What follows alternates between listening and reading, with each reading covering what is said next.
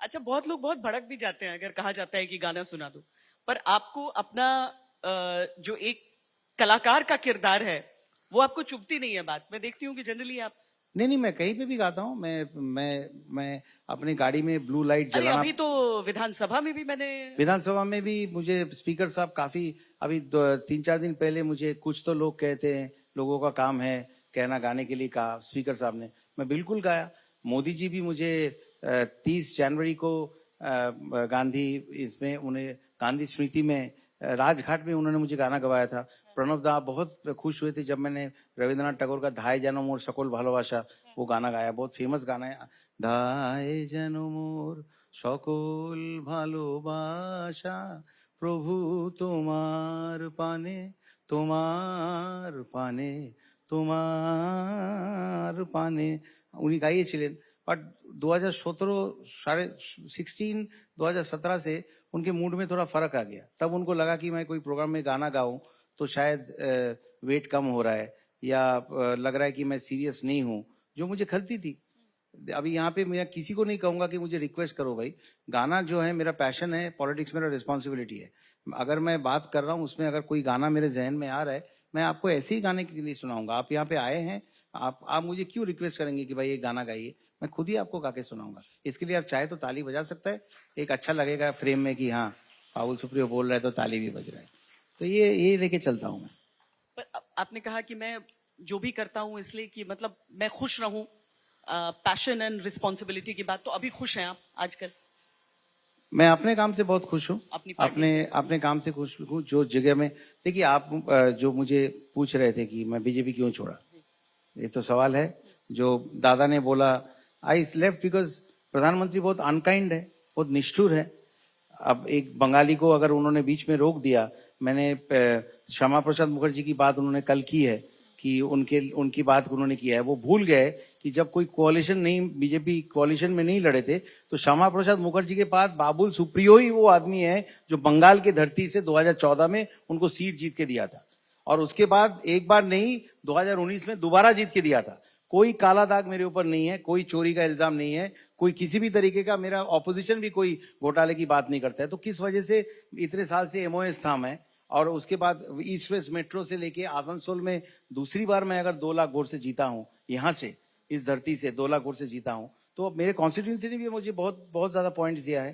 सातों के साथ विधानसभा मैंने जीता है, 9 के 9 जीता। मेरे वजह से दुर्गापुर में भी रिजल्ट बहुत अच्छा हुआ उस दो इसकी वजह से। तो मुझे एमओएस, अगर आपने ये 10 साल में आपको एक बंगाली नहीं मिला जो कैबिनेट मिनिस्टर बन सकते हैं, आपको सिर्फ चमचागिरी करना है। और जब भी आपको चाहे रूम में घुसाए, जब भी चाहे आपको रूम से निकाल दे, और हम मान ले क्या, हमारा स्वाभिमान जो है वो मैं निर्मल चंद्र बराल का पोता हूँ, बराल फैमिली का लड़का हूँ। मेरा स्वाभिमान सबसे पहले है।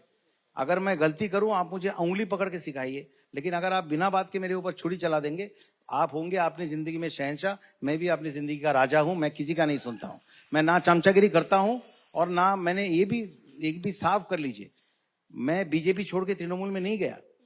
मैं बीजेपी छोड़ा और मैंने पॉलिटिक्स छोड़ा। मैंने पहले दिन, जिस दिन मुझे निकाला गया था, उसी दिन रात को मैं स्पीकर साहब को मेरा इस्तीफा दे रहा था, और मैंने एमपी पद छोड़ के दिखाया। एमपी पद जो आसनसोल से मैंने बीजेपी के लिए जीत के दिखाया, वो मैंने छोड़ के दिखाया। छोड़ा कि नहीं छोड़ा?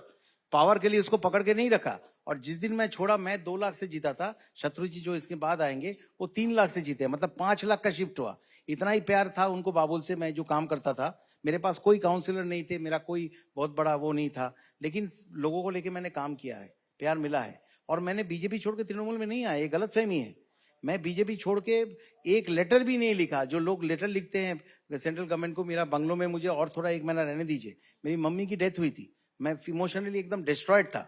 मैं भाग गया था ऋषिकेश में 1 महीना रहने के लिए। उस वक्त अगर कोई मेरे पे इस तरीके का वॉर चला सकता है, छुरी चला सकता है, मैं जिंदगी में कभी माफ नहीं करूंगा। जिस मोहन बागान के लेके अगर मैं खेला, ईस्ट बंगाल मेरी ओपोनेंट है, अगर मैं 5 गोल दिया, आज अगर ईस्ट बंगाल के लिए खेल रहा हूं, मुझे बाकी टीम के साथ मिलके मोहन बागान को 10 गोल देना है। यही मेरा जिंदगी का वो है, मेरा क्लियर कट है। मैं कोई हिपोक्रेसी नहीं करता हूं, और सीधा बात मैं ये बोल रहा हूं। डेरेक ओब्रायन मेरे घर पे आए थे, और मैं इस चीज को रेस्पेक्ट करता हूं, दाद देता हूं कि जब मैं रिटायर्ड हर्ट हो रहा था, मैं पॉलिटिक्स छोड़ दूंगा, ये कह चुका हूं। आप तो मेरे दोस्त हैं, आपके साथ पर्सनली भी मेरी बात हुई थी। तो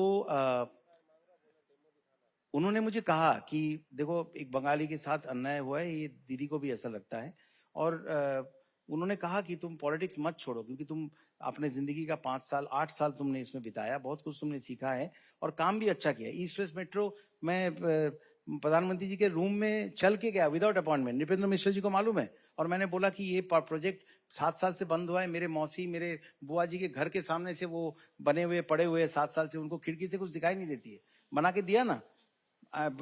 3 आर्कियोलॉजिकल सर्वे ऑफ इंडिया का 3 लॉ जो है वो पार्लियामेंट में चेंज करवाया, और क्या भागमदौड़ी नहीं किया था। वो मनोहर पर्रिकर जी थे, उसके बाद सुरेश प्रभु जी थे, फिर उसके बाद सदानंद गौड़ा थे, सबके साथ मिला के वो ईस्ट वेस्ट मेट्रो, और उसके लिए मैंने जहां पे जो कॉन्स्टिट्यूएंसी वोट जीता है, दीदी के साथ रास्ते में जितने भी हम पॉलिटिकल लड़ाई किया, लेकिन झालमुड़ी खाया ना उनके साथ। मेरे अपने पार्टी में लोगों ने मुझे गाली दिया, लेकिन जो लोगों ने मुझे वोट देके जिताया है उनके साथ मैं चोरी नहीं कर सकता, उनके साथ मैं हिपोक्रेसी नहीं कर सकता हूँ। मुझे जो काम करना है उसके लिए कॉन्स्टिट्यूशनली दूसरे पोजीशन में जो बैठा है उनको रेस्पेक्ट करना पड़ेगा, और उनके साथ बैठ के मैंने ये दत्ताबाद वगैरह का उसका सब कुछ क्लियर करवाया, और आज वो मेट्रो चल रहा है हावड़ा से salt lake city, salt lake sector 5। मुझे उस वक्त कहाँ मालूम था कि सेक्टर 5 में ही मेरा घर होगा। देखिए कोइंसिडेंस, लाइफ आपको कैसे सरप्राइज करती है।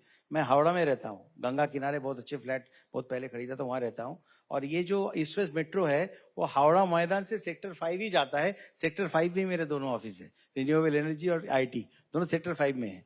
तो मुझे कहाँ मालूम था कि जो ये मेट्रो बना रहा हूँ वो मेरे एक घर से मेरे ऑफिस तक मुझे लेके जाएगी। लेकिन उसके बाद अच्छा काम करने के बाद ना खाऊंगा ना खाने दूंगा, कोयला माफियाओं के साथ कैसे लड़ाई किया मैंने, उसके बाद अगर आप मुझे सोचोगे कि इतनी बेरहमी से निकल सकते हो, तो I am not someone who is going to take it lying down. मैंने नहीं लिया। I respect the fact that Didi and Abhishek and Derek O'Brien they said that Bengali के साथ एक गलत हुआ है। आप बंगाल आइए, मन खोल के आप गाना गाइए, और आप जो है लोगों के लिए काम करिए। वो मैं कर रहा हूँ, मेरे मिनिस्ट्री का काम भी बहुत अच्छे से कर रहा हूँ, और गाना भी खूब गा रहा हूँ। मुझे कोई पाबंदी नहीं है ना। दीदी को कभी लगता है कि वो खुद आर्टिस्ट है, कभी ऐसा लगता नहीं है कि मेरा गाना गाने से या ऐसे मंच में 2 गाना गाऊं तो मेरा मंत्री पद जो है वो हल्की हो जाएगी, या मेरा काम में कोई क्या बोलते हैं कोई काला दाग आ जाएगा कि सीरियस नहीं है। ऐसा कोई नहीं है। गाना बहुत सीरियस चीज है, वो मिनिस्ट्री से भी ज्यादा सीरियस है, बहुत ज्यादा सीरियस गाना है। सुर उत्तम ऐसा बोलते हैं। तो अगर आप गाने को रिस्पॉन्सिबली करेंगे, सुर रिस्पॉन्सिबली लगाएंगे, तो आप जिंदगी में इरेस्पॉन्सिबल हो ही नहीं सकते।